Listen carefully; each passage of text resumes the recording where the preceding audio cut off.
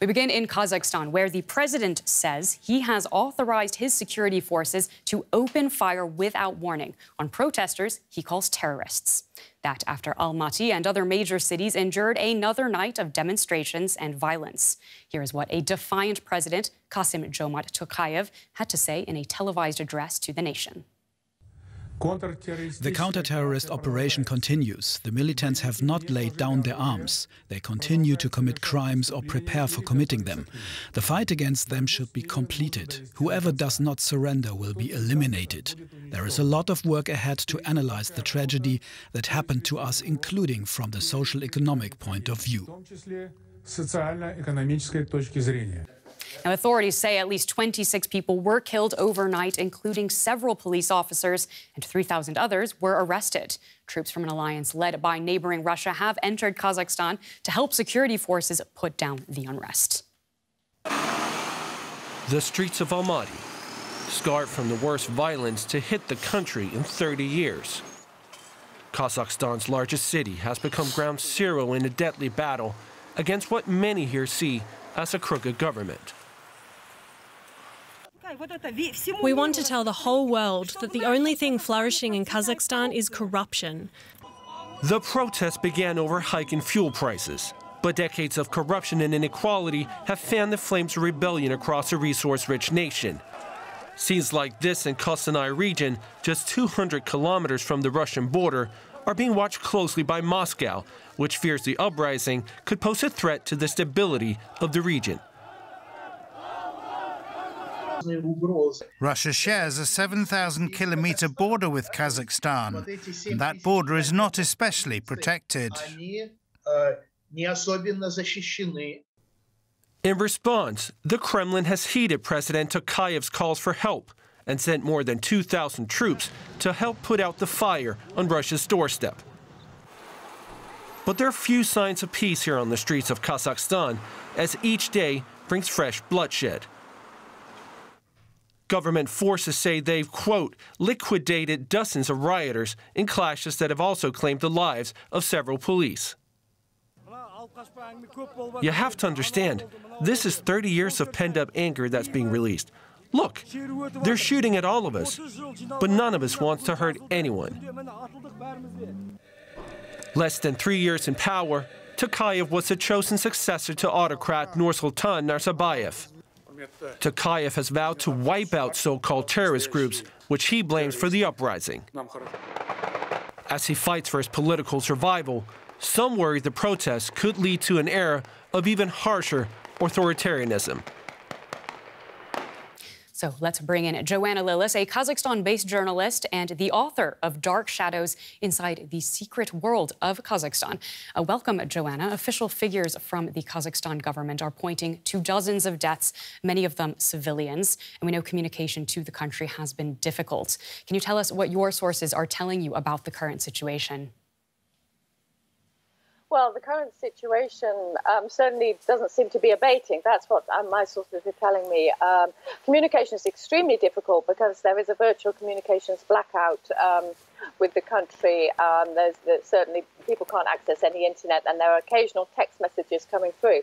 Now, sources are saying that the violence continues, that the bloodshed continues, that the mood is ugly, and you know that there is a lot of concern about how this situation will develop. As you mentioned, President Tokayev taking an extremely hard line today, vowing to wipe out what he's calling terrorists, although it's not quite clear indeed what that means, what he thinks the aims of the terrorists are, if they are indeed terrorists. So it's a very unclear situation, but certainly it looks as if, unfortunately, there is more bloodshed ahead as night falls on Kazakhstan this evening. It looks as if there will be more scenes of violence and more deaths. And indeed, the president has been saying that those who fail to surrender will be, quote, destroyed. And that doesn't sound promising for any prospect of negotiations with the protesters. No, negotiations with the protesters are absolutely not on the agenda. I mean, we can see that from President Tokayev's remarks today. Now, I mean, in fact, there is really no one for him to negotiate with because this is such a disparate a disparate group of protesters because, one of the problems that we have in Kazakhstan is that over the years of Nursultan Nazarbayev's rule, political opposition was wiped out. So there is no one to lead protests, but from the point of view of the government, that was an aim, if you like. But now, of course, there is no one to negotiate with. There are just simply all these disparate protesters and angry people, and certainly violent elements who've infiltrated the what started as grassroots protests. So it's really problematic. And it also is obvious that President Tokayev is not in the mood for any kind of negotiations. And that this means that that further confrontation is completely inevitable. Now, you've traveled to every corner of Kazakhstan in your work, covering it for over 15 years. Have you been surprised by the size and the violence of these protests? Well, on the one hand, I think it's fair to say that I have been surprised in the sense that we've never seen anything like this in Kazakhstan in its 30 years of independence. I myself have lived there for 17 of those years, and we've certainly never seen anything on this scale ever. On the other hand, I'm not surprised because what the protesters came out to express, the kind of grievances that they were voicing or are voicing, are things that I myself have been writing about for many years, but the government hasn't been listening to them. Now, these include socio-economic grievances and a feeling that the rulers of Kazakhstan are unaccountable to the people.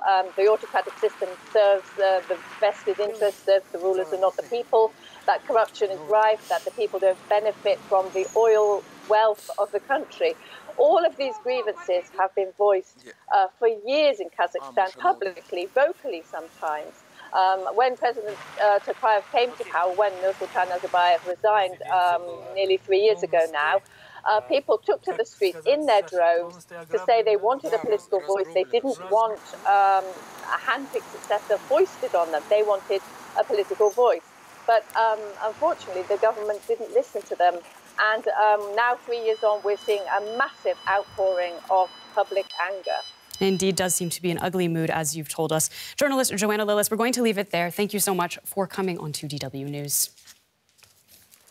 And let's bring in Reid, Stanish, a journalist with Radio Free Europe, who's been following this story for us from Prague. Welcome to the show. Thanks for taking the time. The president foregoing any pretense of rule of law by announcing a shoot-to-kill order. Will that threat be taken seriously or just further enrage protesters? I mean, it's certainly likely to inflame the situation, but yeah, it's definitely going to be taken seriously. All last night there was fighting taking place across Almaty. Gunshots could be heard across the city well into the morning.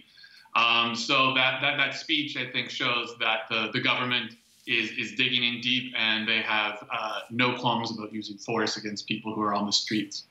So let's take a look at the bigger picture then. What does this unrest and the response mean for the region and for Kazakhstan's autocratic neighbors? Yeah, I mean, it's certainly alarming, and that's part of why countries were willing to intervene at the government's request through the Collective Security Treaty Organization, or the CSTO, which is this Moscow-led military alliance that Kazakhstan's a member. So it's very alarming because while Kazakhstan always autocratic, it has this reputation of being very stable in the region. It's Central Asia's most wealthy country. So how quickly it was able to descend, into chaos, essentially, I think that's a very worrisome signal. And I think it's a big test for a lot of the other governments who have, similar cocktails of long-standing political and economic resentments at home as Kazakhstan, and could see them potentially inflame, in the coming years and, engage in a similar type of situation. So that's why I think for countries that border Kazakhstan, especially talking about Russia, talking about China, they have a really strong interest in keeping Kazakhstan stable and staving off something that could grow into a wider revolt where they would lose, a government that's seen as a partner. And yet this Russia-led organization sending troops into Kazakhstan at the country's request. This came just hours after Vladimir Putin's spokesperson said that it was important that no foreign countries intervened in Kazakhstan. What do you make of those remarks? Yeah, I think those comments are quite reflective of how the Kremlin views Kazakhstan and also views Russia's role in Central Asia. Moscow has a type of special relationship with Kazakhstan historically, and the Kremlin views the country as within its sphere of influence. Russia and the CSTO, they were invited by the president of Kazakhstan, and so far, I mean, they've stayed back. They haven't been dealing with protesters. They've just been guarding, important strategic sites across the country. But I think it sends a wider message to the world and especially to the West that Russia is getting involved and for others to stay out as Russia deals with part of the world that's within its own interests. And I would add that, it's no coincidence that those comments and this type of point of view is getting put out as Vladimir Putin prepares to meet with Joe Biden next week to discuss Ukraine, which is another country and another area that the Kremlin views as intrinsic to its identity, essentially, and also within its sphere of influence. Journalist Reid Stanish, thank you so much for joining us on DW News. Thank you. Kazakhstan's position as a key transit country for goods and source of raw materials makes it a geopolitical flashpoint. Dozens of people were reportedly killed when protesters attacked government buildings. The country's health ministry said more than 1,000 people have been injured in the unrest. A sharp increase in fuel prices at the beginning of the year sparked the protests. Many people are disappointed and feel they're not benefiting from Kazakhstan's economic success. It's the most important transit country for goods between China, Russia, and Western Europe. The world's 9th largest country has massive reserves of natural resources. Oil and natural gas are Kazakhstan's most important natural resources. Its estimated oil reserves rank 11th in the world. It also has significant salt deposits and is the world's largest uranium producer. There's huge demand for Kazakhstan's rare earth deposits in the high-tech sector. Natural resources have helped the country's economy to prosper after the collapse of the Soviet Union. But many people believe a small, powerful elite is benefiting most from Kazakhstan's mineral wealth. Well, let's discuss the situation in Kazakhstan further with journalist Edda Schlager, who knows the country well. She spent a lot of time there. Thanks for joining us on DW Business. So it would appear the LPG price hike was the last straw for many Kazakhs. But how much are conditions in the Kazakh economy behind what we've been seeing there in recent days? Yes, generally the fuel prices are quite low in Kazakhstan, so it's easily available. Just to give you an imagination, 1 liter costs about 10 to 20 euro cents, but the monthly salary average salary is about 350 euros, so it does play a role. But as you already mentioned, the richness in raw materials determines the whole economic system of Kazakhstan, because it's the source of astronomical wealth of the Kazakh elites, but on the other hand, it limits the availability of economic growth for the ordinary people due to high kleptocracy and corruption. Right, so it's a case that average Kazakhs feel that they're not benefiting from these natural resources in the same way as the elites are. Is that basically what it comes down to? Yes, absolutely. So it's obviously a key strategic position as well, Kazakhstan's. What sort of an impact could this have on the economies that surround Kazakhstan? Of course, it regards the relationship with Russia now. Russia is playing a huge role now in calming down the country. We don't know yet how China will react to the whole situation, because the shares of China in the Kazakh economy are huge and much bigger than those of Russia. We've heard from the Kazakh government that they say that constitutional normality has been restored. It doesn't necessarily look that way. Does it feel like this is coming to an end? No, I don't think that it's coming to an end. Of course, the huge military presence now calms down the situation by force, of course, but it doesn't fix the initial problems of Kazakhstan, which we already talked about. It's the uncontent situation about the authoritarian system, which limits the development of people.